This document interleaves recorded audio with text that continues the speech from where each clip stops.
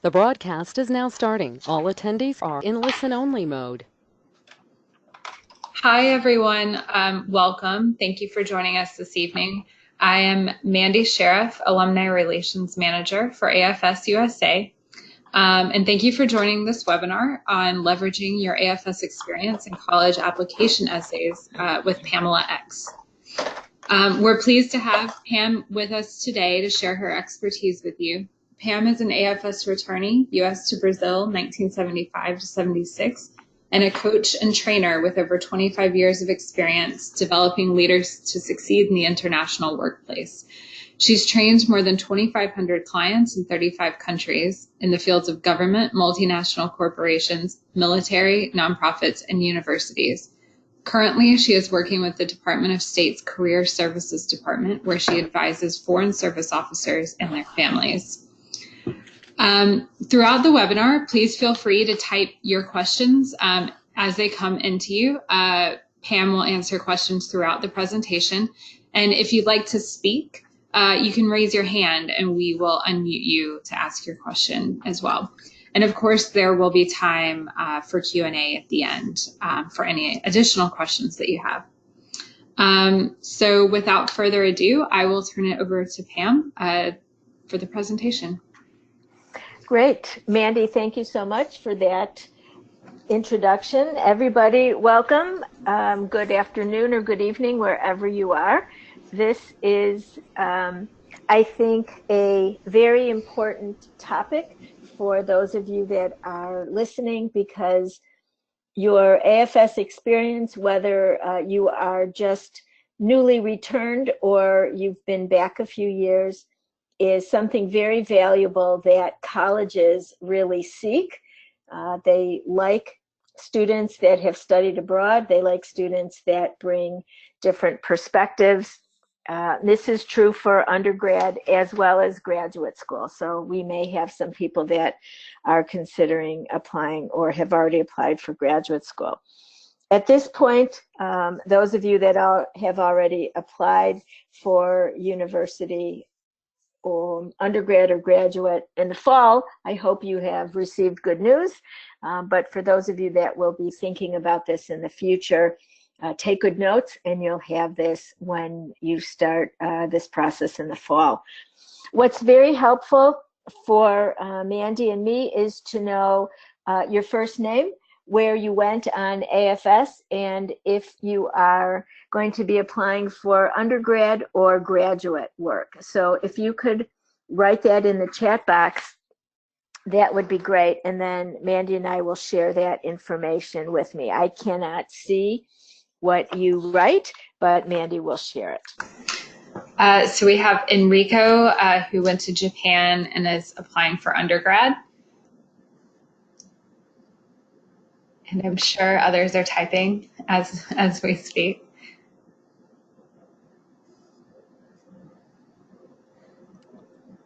Okay, as you are typing, I'm going to continue to go ahead.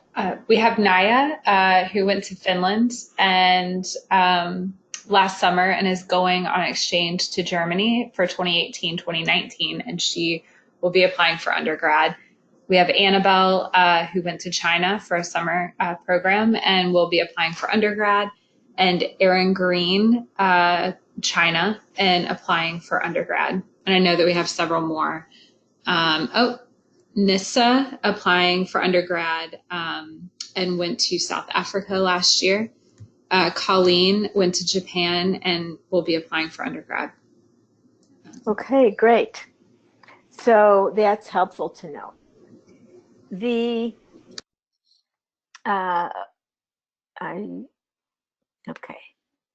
Sorry about that. I was seeing a couple of extra screens. All right. So the big question is, does high school study abroad confer benefits for life? And all of the research says yes.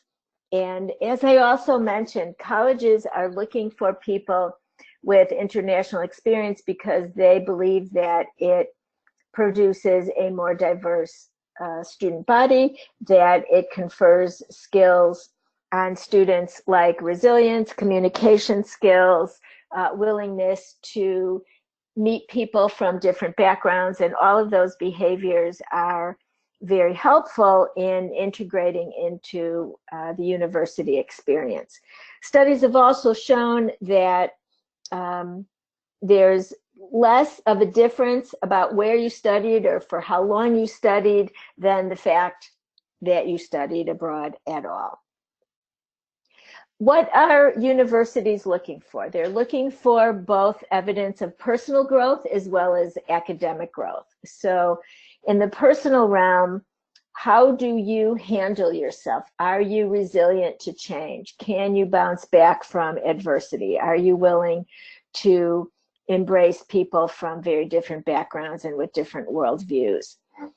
Academics show that students that study abroad, students that study a foreign language, students that learn about cultures other than their own, history other than their own, also are very much influenced to continue to take courses in language, the liberal arts, history, politics, sociology, anthropology, economics, all that have to do with a global focus. Study abroad also has shown that it increases your chances of continuing on after undergrad to graduate school.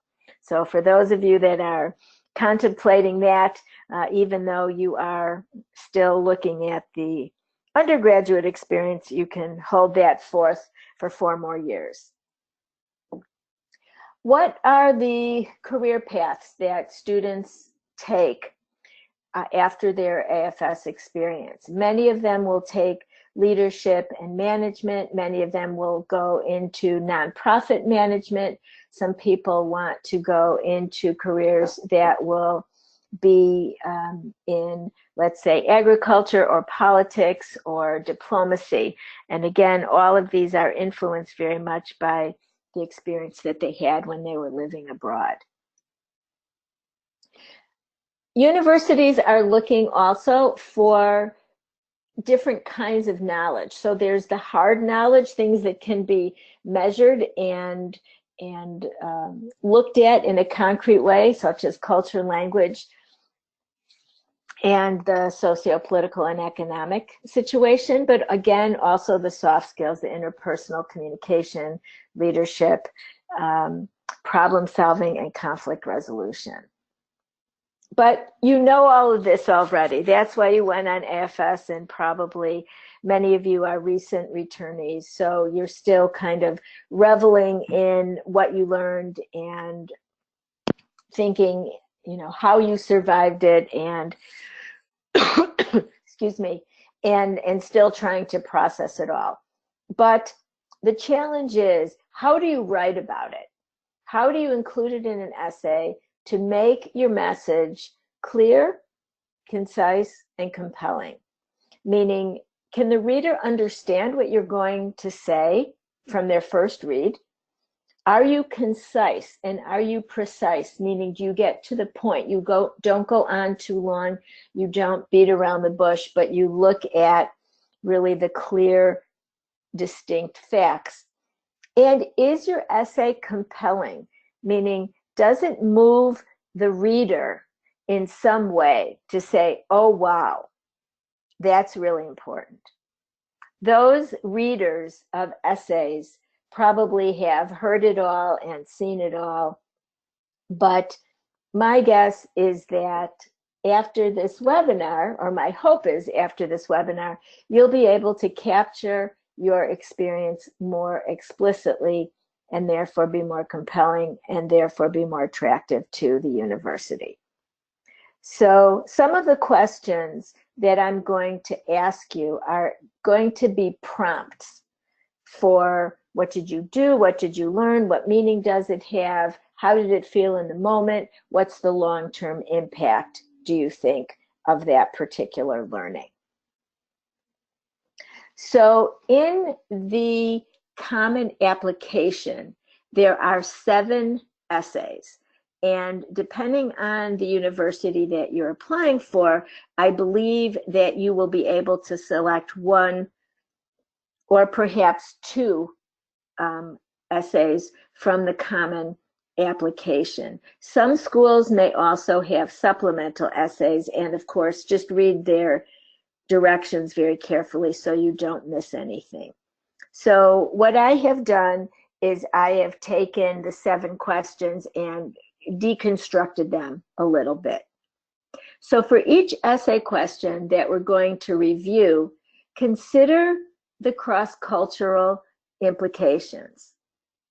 How did being in that particular country make your life different than your life would have been had you been at home? How did your language ability help or inhibit your ability to communicate? And maybe you can think about how your language skills evolved and how did your relationships evolve and how did your understanding and ability to participate in school evolve as the year went on. I also have a very easy technique to write a compelling story, and I call that the STAR method.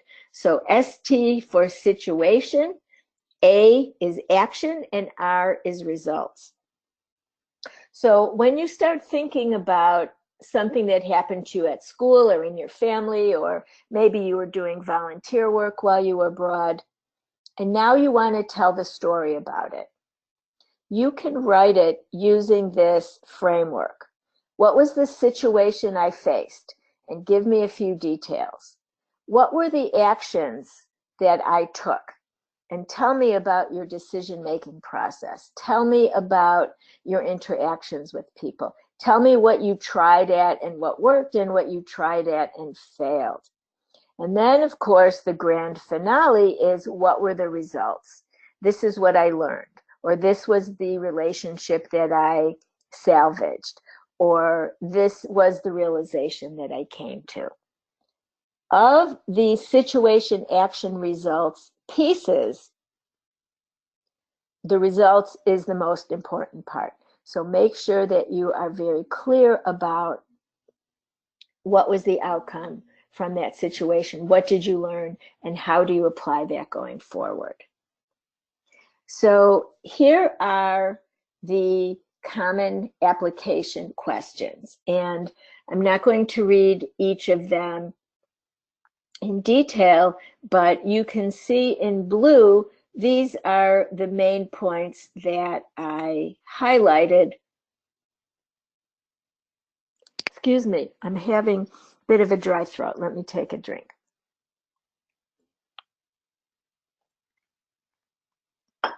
So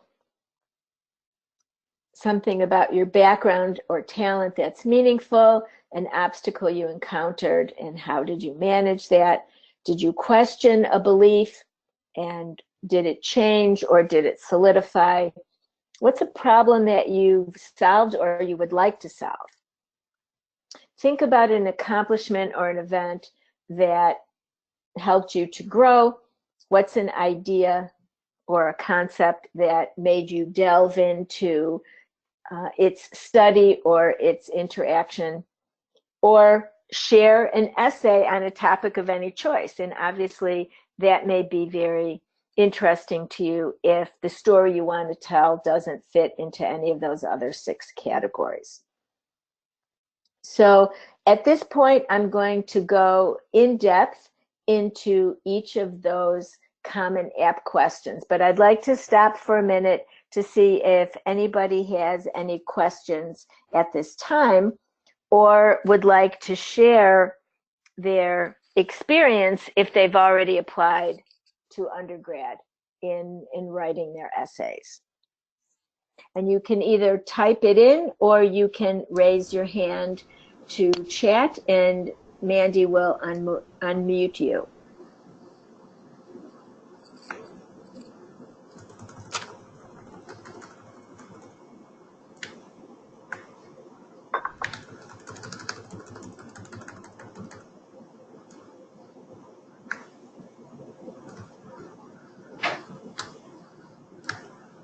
So I don't see any questions or No questions? volunteers just yet. All right, we'll continue on. Please feel free to jump in at any time. So question 1 looks at what is a part of your background, your identity, or an interest or talent you have that's so meaningful to you, to the core of who you are, or to the core of who you would like to become. So these are some of the prompts that I'm asking you to think about. How do you start articulating this and relating it to your AFS experience? So while you were abroad, how was your identity reinforced, slightly evolved, or perhaps drastically changed? I know that Mandy told you I was an AFS student in Brazil.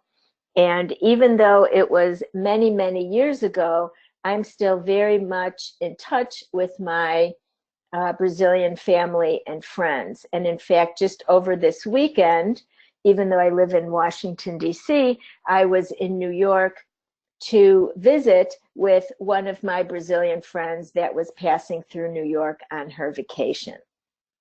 So one of the things that happened to me is that I really feel I became a little bit Brazilian. And especially when I'm speaking Portuguese, some of my facial expressions and mannerisms change because I assume that personality.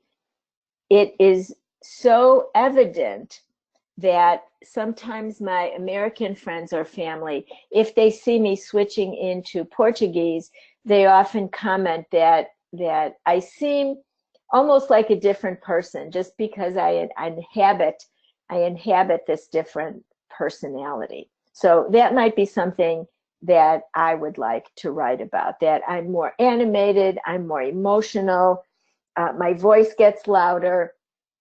I'm also braver to say things in another language that I might not be so brave to say in English. I bargain more in the marketplace, and I might not have done that in English. So that's an example of how my identity changed as a result of my experience. What existing talent was appreciated abroad, or what new talent did you learn?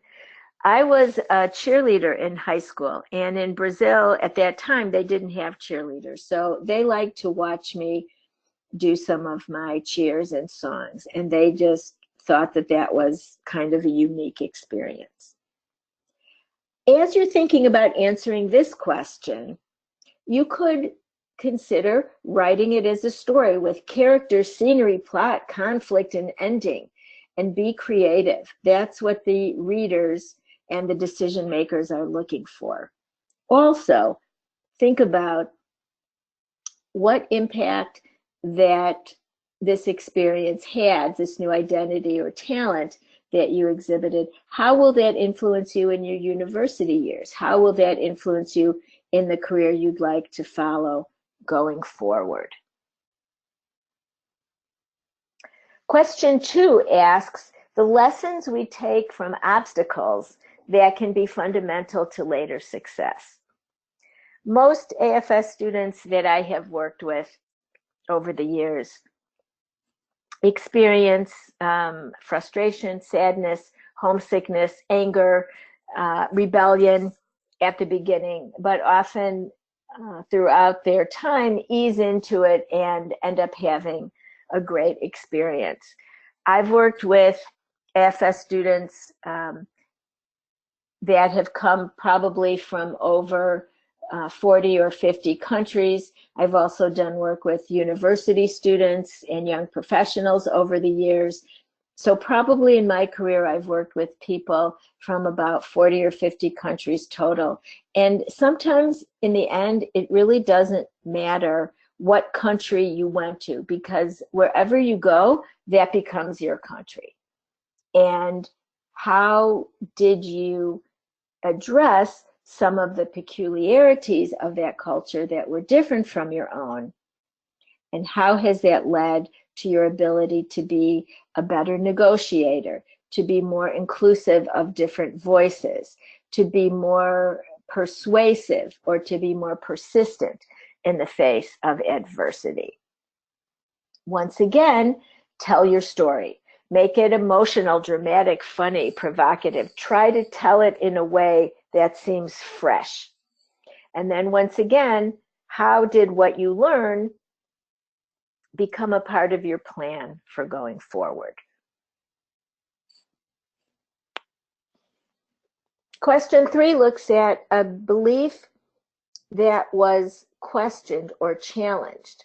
And this could be a belief of your own, or it could be someone else's belief that you challenged. Certainly, if you were abroad during the election and the recent assumption of the office of the president by Donald Trump, I'm sure there was a lot of debate where you were.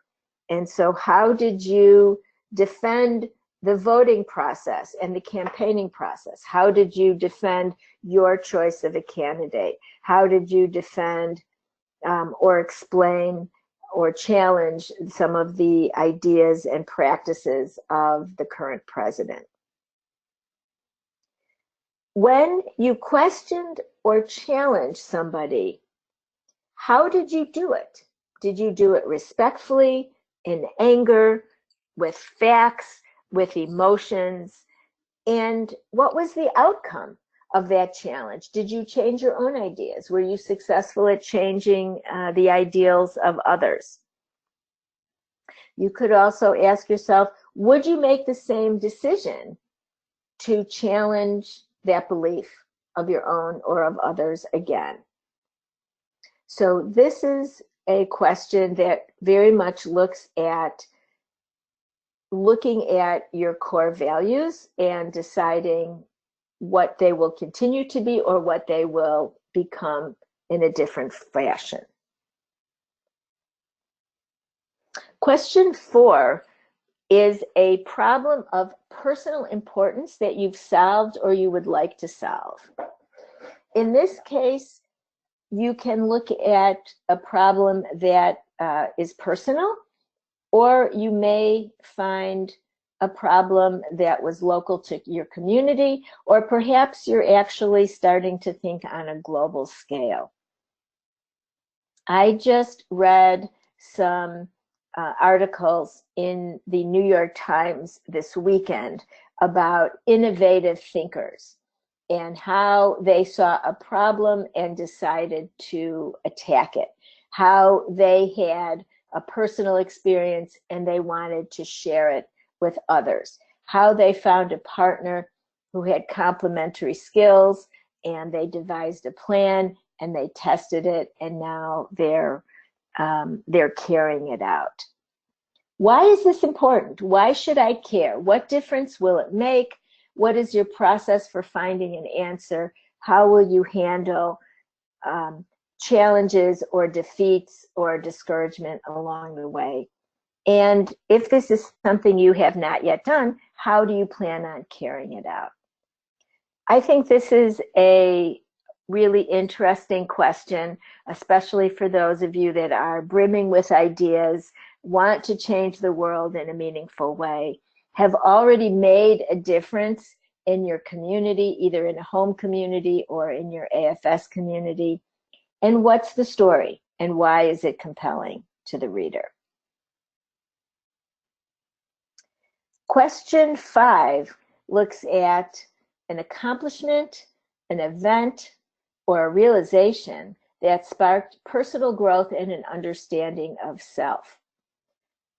An AFS experience abroad, whether for a summer, semester, for a year, often encourages students to look in the mirror and assess, what kind of person am I now? What kind of person have I been? How do I want to change? How am I going to grow? Who am I and what role do I want to play in the world? What influence did I have on other people that were in my circle? Now you can say, what will you do now that you have these new skills or perspectives or understanding? And how will this new awareness influence your plans or choices for schools and majors? very often universities want to know, why do you want to become a political science major? Or why do you want to study computer technology? Or why do you choose a pre-med program? And how did your AFS experience give you a perspective on the world, on other people, how other people live, that will define your future course? Question 6, a topic, idea, or concept that you find so engaging that it makes you lose all track of time. There is a concept called flow, F-L-O-W, meaning exactly this. You get into something so deeply that you lose all awareness of time. You are very deeply immersed in your topic. You are operating, you feel, at a higher level of consciousness and competence, and you are almost having an out-of-body experience. Sometimes people can last in this stage for several minutes, several hours, or sometimes it can even expand over several days. So tell us, what was it that captivated you and why? And what was the outcome of being in that state? How are you going to continue to forge forward with delving in deeper into this topic and becoming ever more expert? How will this influence your career? And again, very often people on their AFS experience discover new things that they didn't know existed, or sparked an interest in something that they used to spend time with but had not returned to for a long time. Question 7 looks at sharing an essay of any topic of your choice. So this, as I mentioned earlier, is a catch-all category that would allow you to talk about something that happened during your AFS year, or something that you learned about yourself or about others, or something that you did or didn't do that has a lasting impact. This could also be a place, if it's appropriate for you, where you would want to become an advocate for study abroad. So you will meet many more students who study abroad in college than they did in high school, for a variety of reasons. So how could you become a voice for international education or intercultural experiences on your campus based on what you learned? What is your own personal message that you want to share with the world? Or what is your personal set of beliefs that has been formed by your AFS experience that, again, you want to carry forward? So before I continue on, any comments, questions, observations, examples that you would like to share about these 7 questions?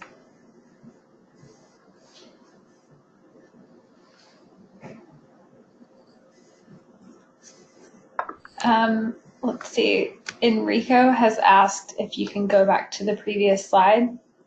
Enrico, was there something that you wanted to clarify?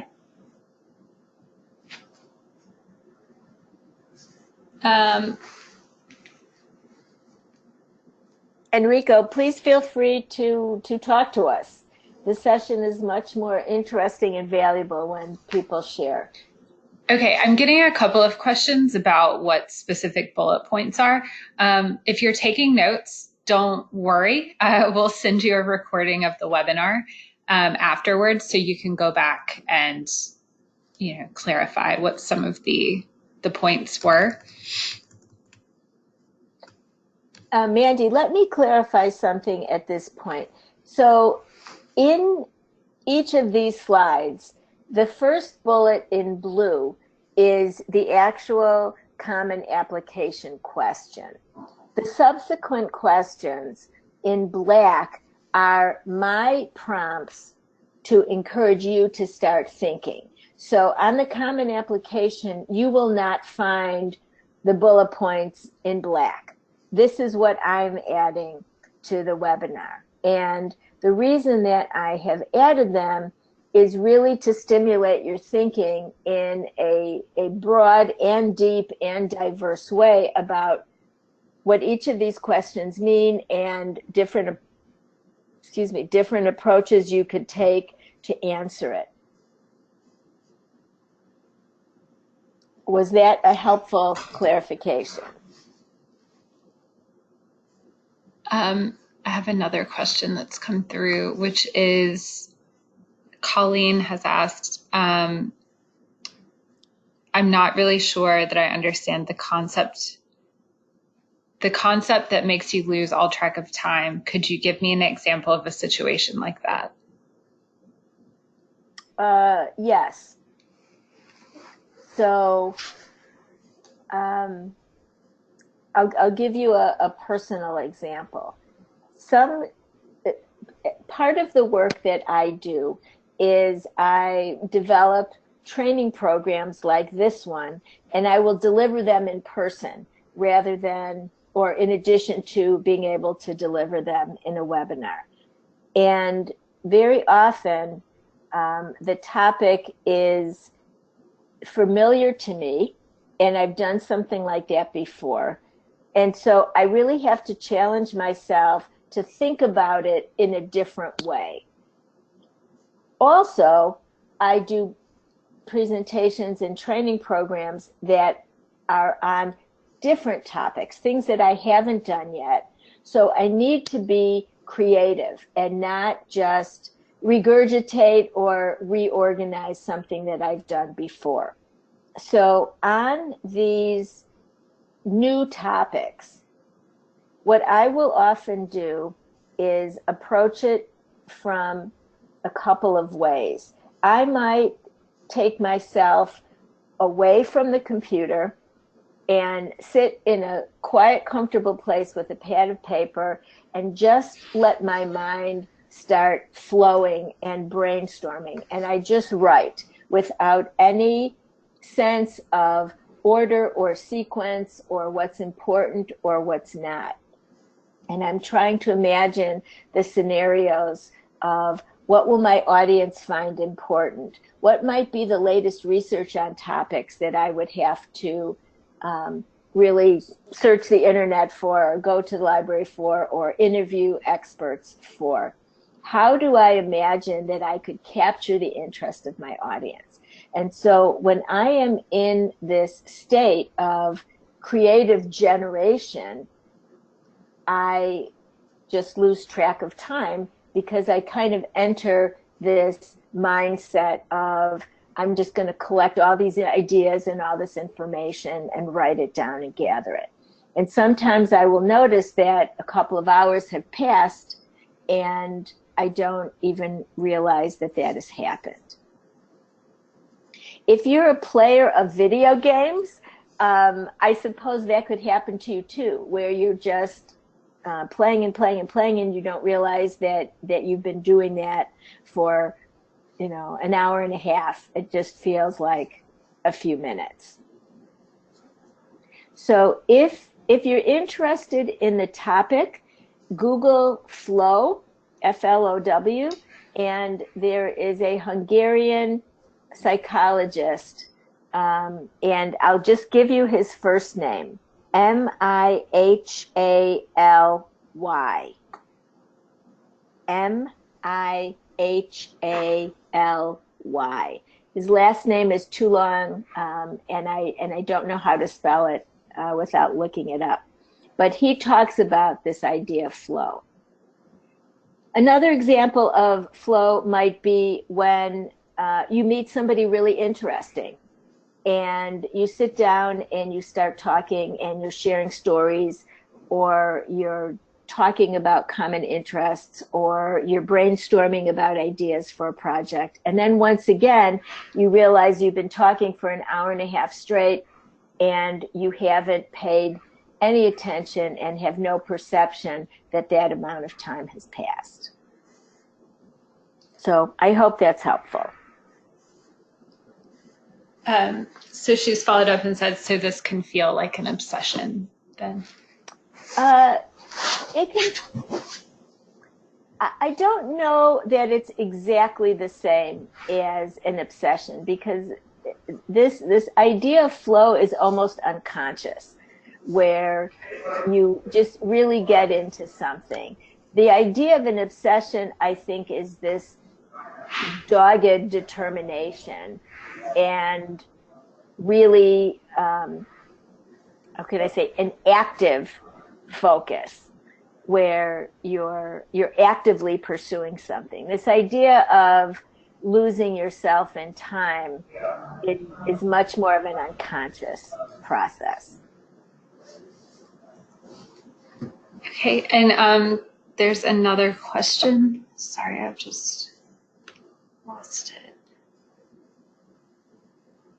How would you turn something that was a bad experience to present it in a positive light? That's a great question. So if we let's just look back. So question 2, I think, might be the most appropriate. So lessons we take from obstacles that can be fundamental to later success. So a failure or a disappointment can be reimagined to be looked at like an obstacle. I think that's probably the closest one. I would really encourage you to use the STAR method with this. What was the situation that you faced? You know, what were the challenges or disappointments or unfavorable conditions that you found yourself in? What were the actions that you took, or maybe what were the actions that you didn't take? You know, did you persevere and try to make something work when it didn't work? Or did you run away? Or did you ask someone for help? And after taking those actions, what was the result? So maybe you still didn't win, or maybe you still have a broken relationship with someone, or maybe you were not able to achieve something that you wanted to achieve. Take it then to the next step. What was the learning? You know, what deep realization did you come to about your talents, or your perseverance, or your personality, or your communication style, or your prejudices, or your stereotypes? And then how will you take that learning going forward? You know, I will never make that mistake again, or I will always remember to show my appreciation to people, even if I didn't want their advice, or even if I couldn't use their advice. I became more humble, recognizing that I'm not as smart as I thought I was, or that I had so much left to learn. You know, an example of something might be where we as Americans sometimes can be a little bit ethnocentric, thinking that the way that America does something is best and right, and everybody should adopt the way we do it because we're the best country in the world. And you may have learned that that's not true in all cases, that a lot of other cultures do a lot of other things differently than we do. and they can do it better than us, or they can be equally as successful, but in a very different way.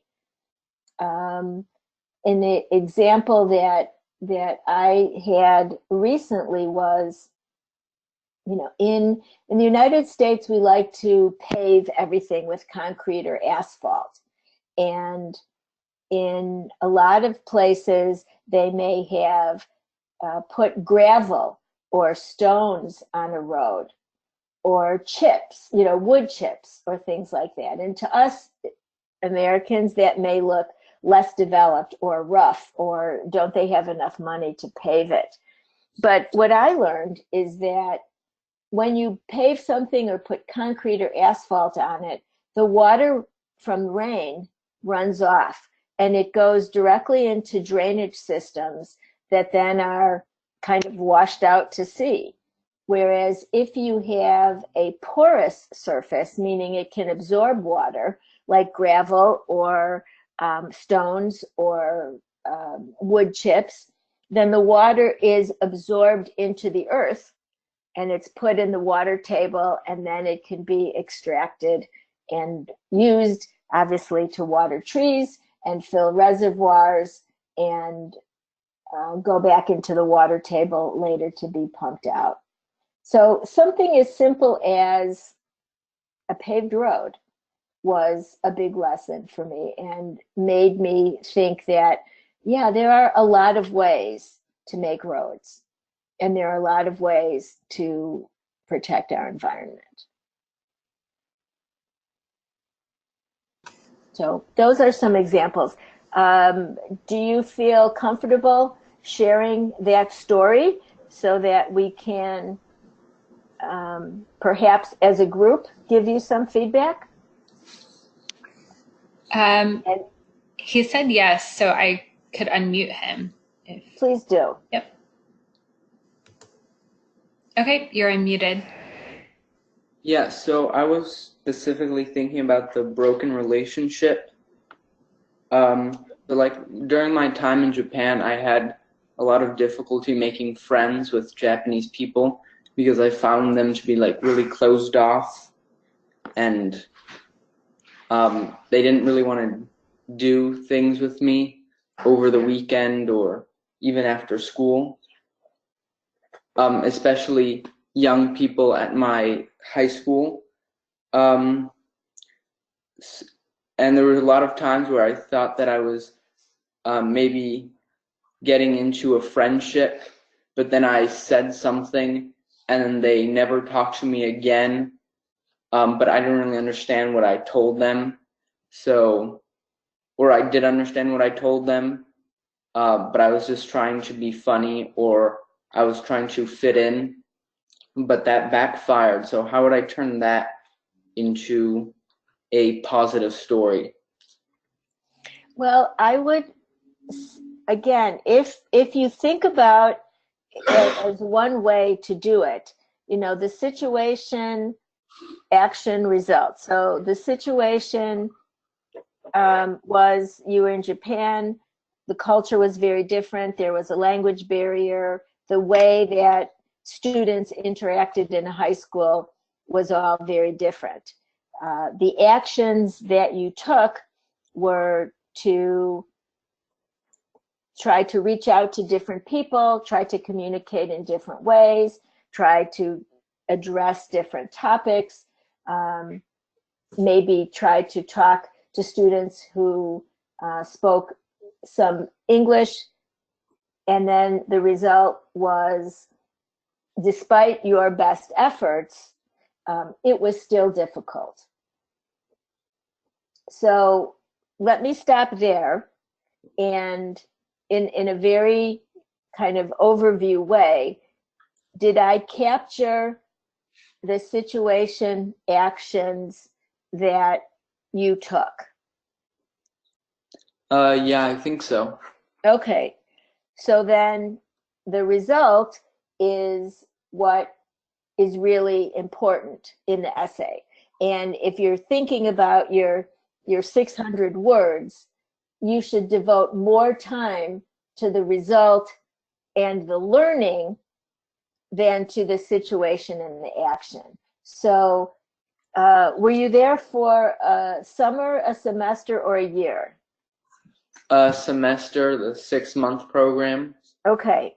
And so at the end of the semester, what was the result of your efforts to make friends?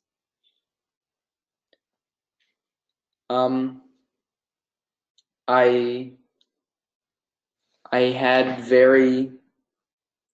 had no like real friends. I just had some acquaintances that I would talk to during lunch.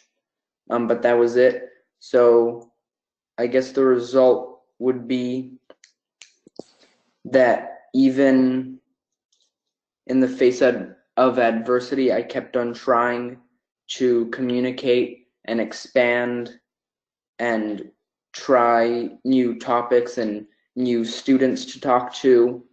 And I just kept on trying, even if it didn't really work out in the end. Okay. So what personal characteristics do you think you could use to describe yourself at the end of that experience?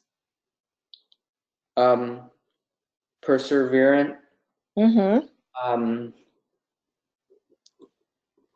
I guess like trying new things. Right. The word for that. Mm-hmm.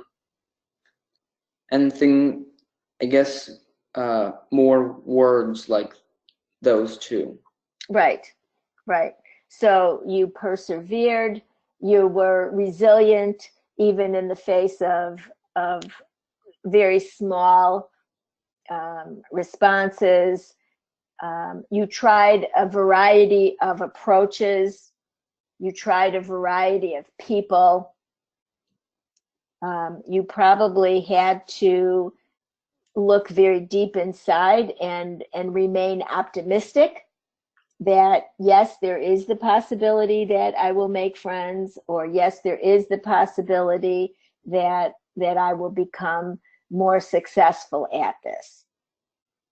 So that's the result piece of the situation action result. And now the fourth piece of that would be, what do you take from that experience going forward?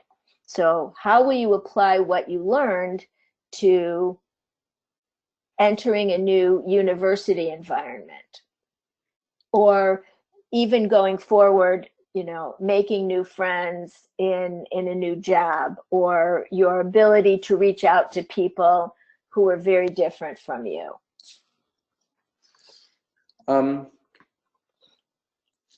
So I would use the same qualities of being perseverant and optimistic and talking to more people. And one thing that I did in Japan was I joined a club so that I could talk with more people. And I was really bad. I did handball. Mm-hmm. And was really bad at handball, but I still enjoyed it. And there was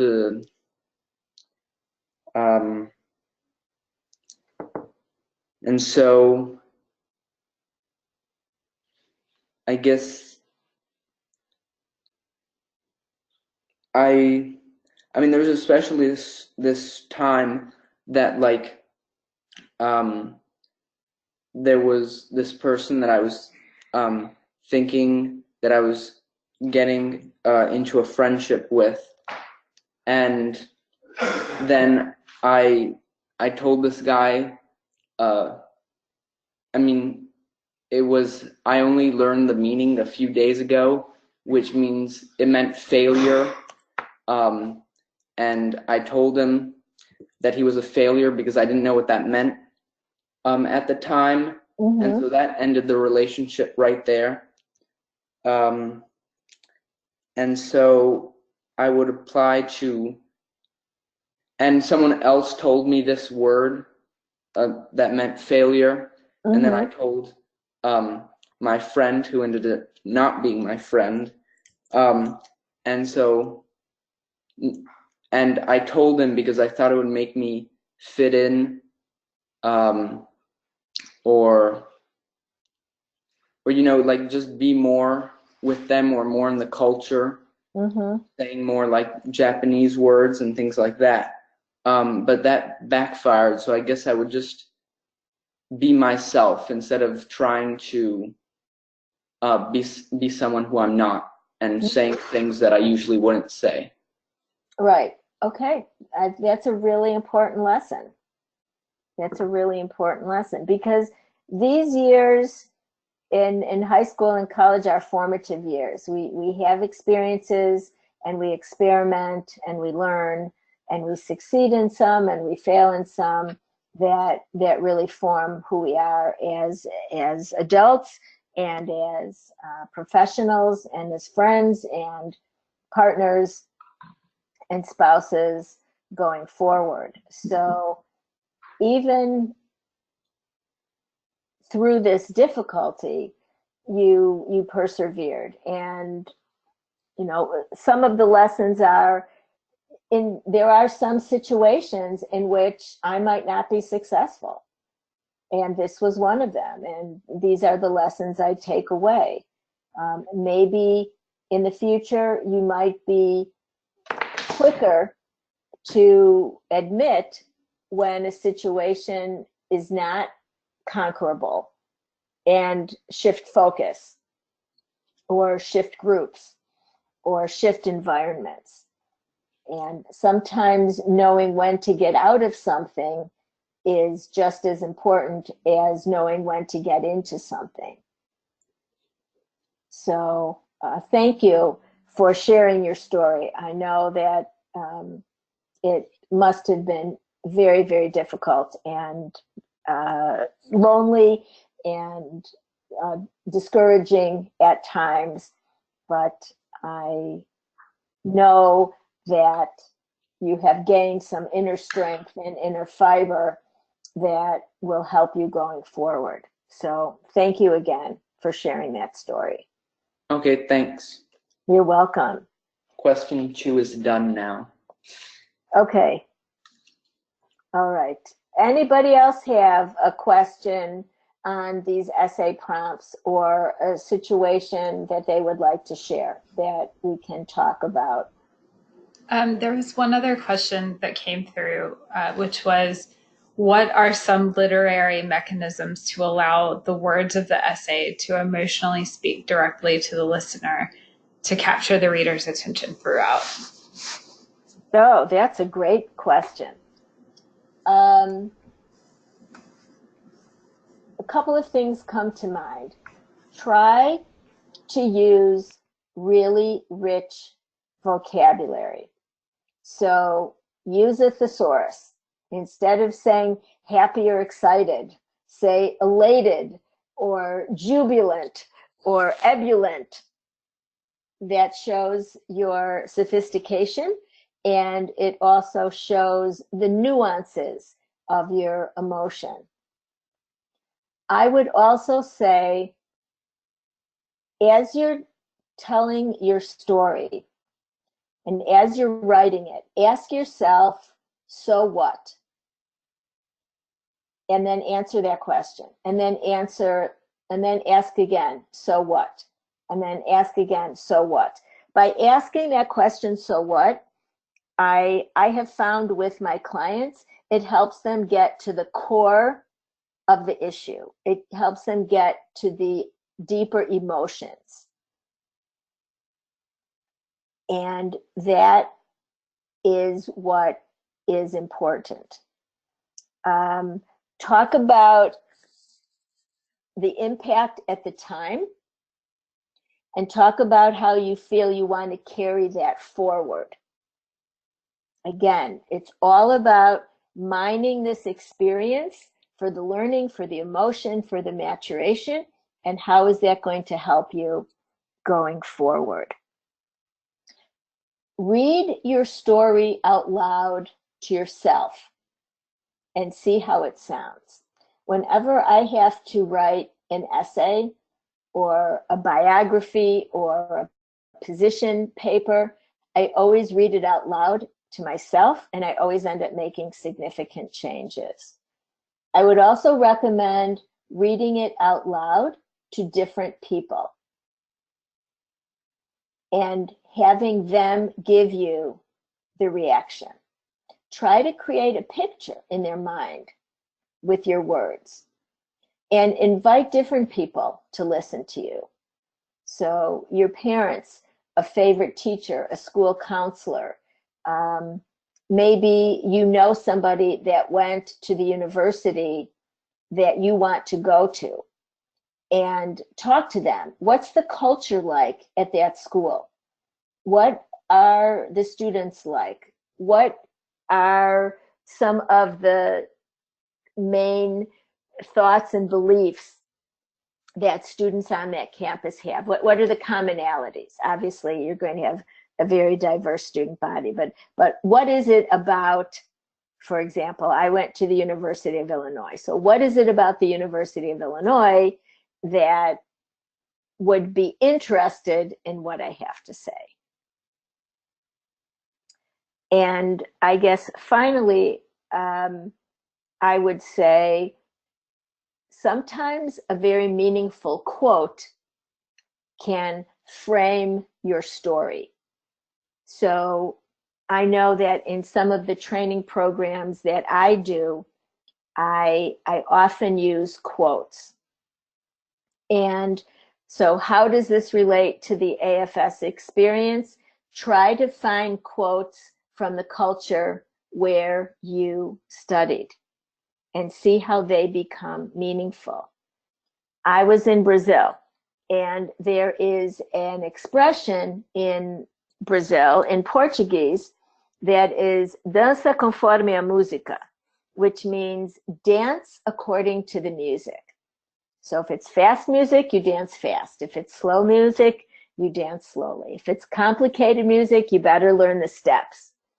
And that has become one of the sayings that help guide me as I find myself in a variety of situations. I always try to be flexible and reactive so that I can be more successful.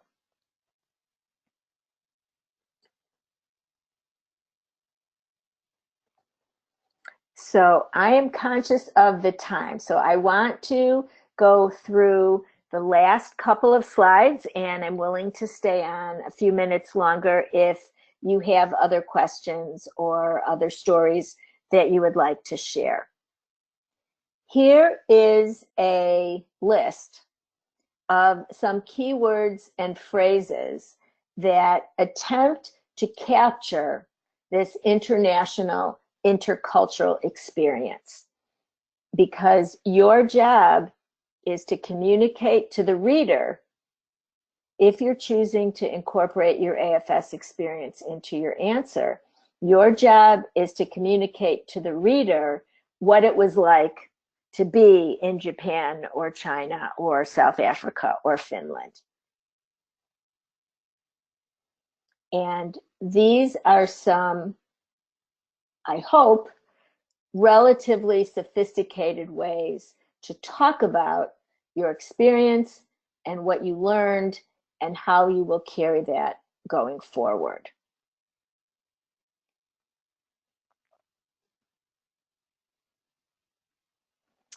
After you've written your essay, these are all of the things I suggested. Read it again, read it out loud. Obviously, you're going to check for spelling and grammar errors. Ask someone else to read it, either silently or out loud. If they read it out loud to you, what does it sound like to you? Your own words being read back to you. Does it say what you want to say? Does it capture the emotion? I always sleep on it and read it again the next day and come back to it. I always have a fresh perspective. So the guideline is don't do it at the last minute. Really let yourself marinate in this essay.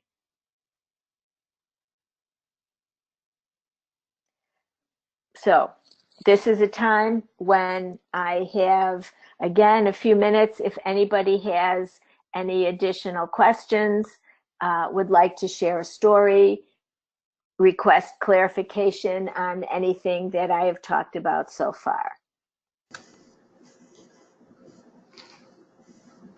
Mario has said, how do I squeeze all of the things I want to say into so few words?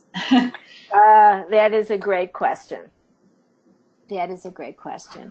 I know that over the years, I have learned to write in a very terse, concise format, just because many times there are word limits, and many times I understand that I need to keep my audience's attention.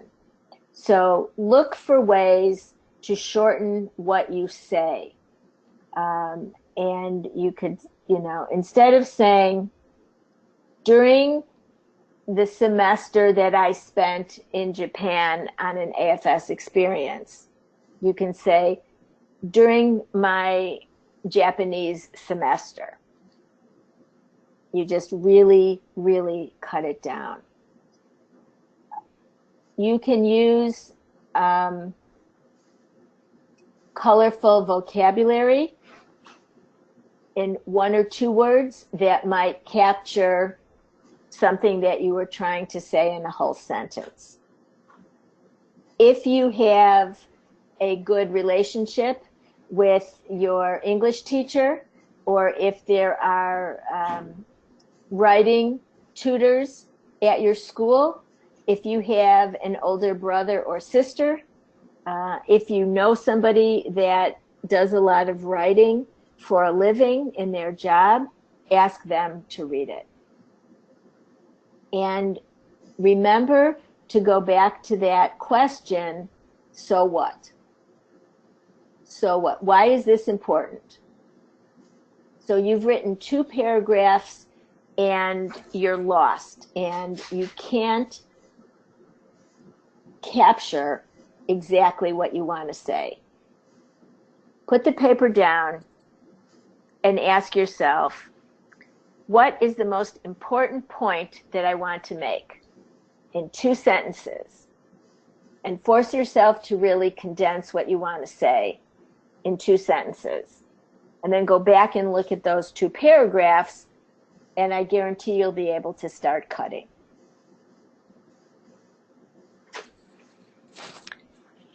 I hope that's helpful. What other questions? Let's see. A couple of you are asking about the recording. Yes, there will be a recording of the webinar available. I will send it to you shortly after we finish. Any other questions?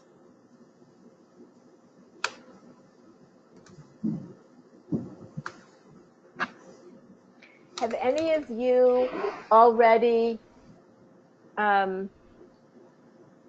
applied for college and have been accepted? Or is this all going to be in the future? I'm just wondering if anybody is listening after they've been through this process.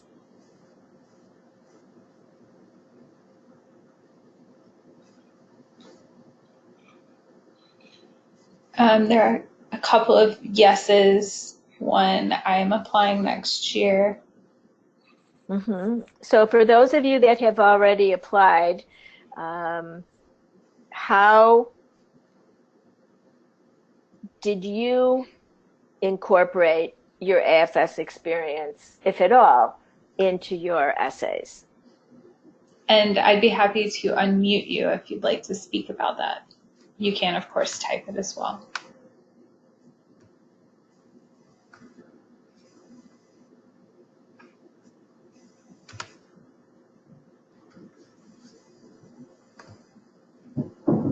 Oh, here we go. I will unmute Colleen. Oh, hello. Hi, Colleen. Hi. So I actually applied for colleges while I was on my exchange year. It was just the timing had worked out like that. Right. Sorry? No, great.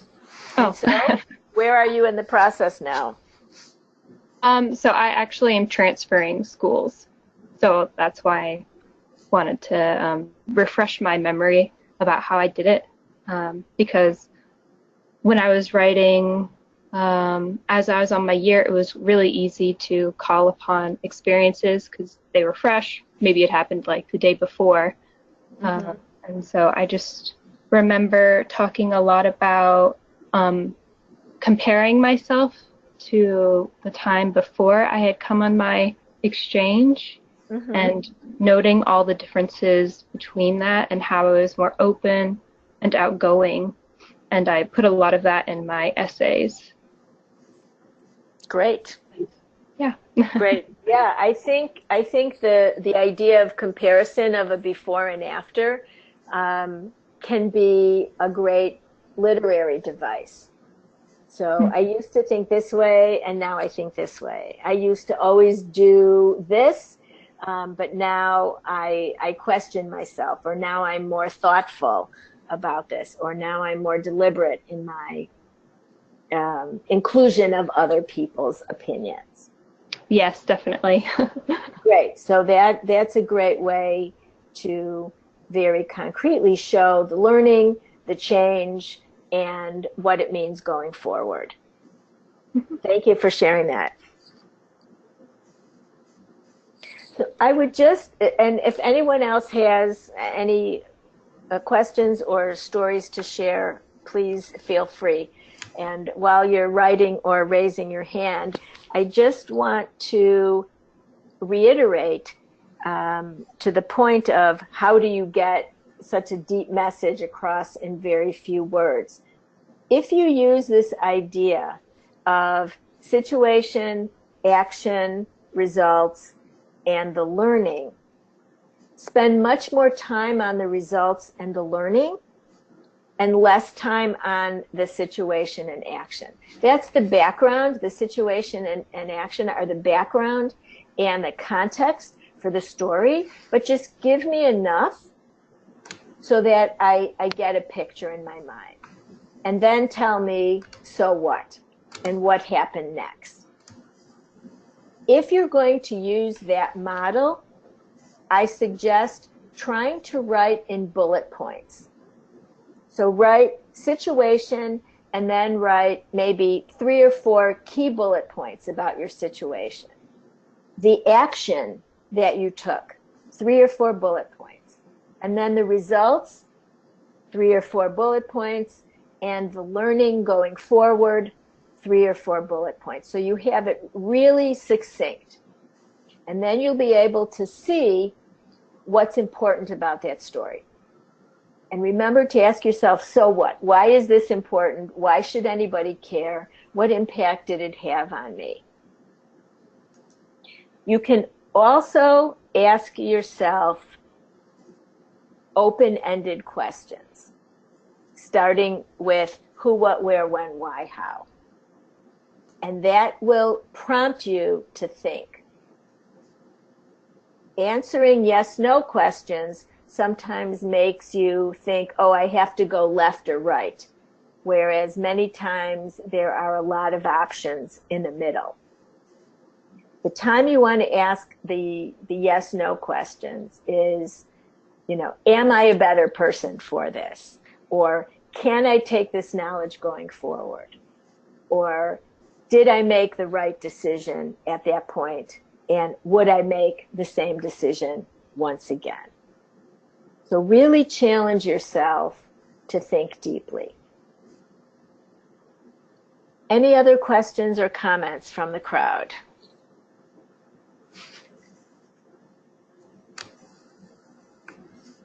I do not see any new questions. New questions. All right. So here's my email. And if you think that I had something of value to say during this webinar, save the email. I'll be happy to take a look at your essays when you write them and give you some feedback. I'm not going to give you the line-by-line grammatical feedback. That's for your English teacher, but I will give you some feedback on the thematic approach, or is this the appropriate topic, or did you touch my emotions in the telling of your story? So for Colleen and your transfer, and the rest of you that will be applying for colleges next year, best of luck. I hope that you are successful and have the choice of going to a place that you feel is right for you. Good luck going forward. Thank you for joining us tonight, and have a great summer, everybody. Thank you, Pam, and thank you to all the participants. As I mentioned, we will send a recording of the webinar for you to refer back to. I've gotten a few more questions about that.